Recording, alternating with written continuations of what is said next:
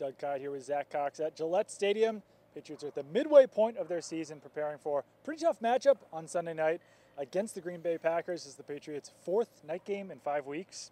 It's been a grind, but happy to be over with after this week. But in this game, two players that I will be watching very closely are Patriots cornerback Stephon Gilmore and Packers wide receiver Davante Adams. Davante Adams is having a very solid season for the Packers, really the best season of his career, but he faces a tough matchup against Stephon Gilmore, and this might be Gilmore's toughest matchup of the season as well. Gilmore has done a very good job in the last 3 weeks of shutting down big, tall wide receivers and Sammy Watkins, Allen Robinson, and Kelvin Benjamin, so he's certainly hoping for much of the same. But like I said, it is a tougher matchup this week, not only with Davante Adams, but going up against Aaron Rodgers. So I think that Stephon Gilmore really kind of has a chance to prove himself to really be in that upper echelon elite group of cornerbacks. Who are some players you're watching in this game? I'm going to be watching a matchup in the trenches, and that's Packers defensive tackles Mike Daniels and Kenny Clark.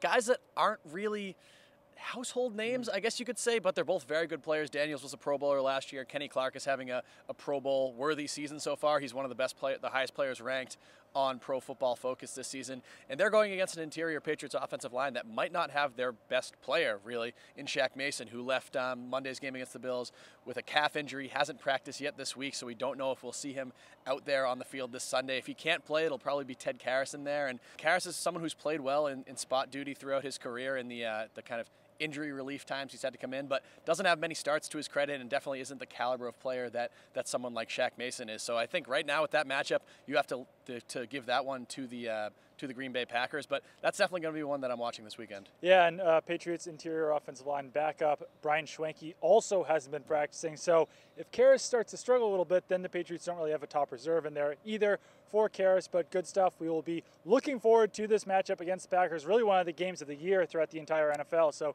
keep it locked on NESN.com for all of your Patriots coverage.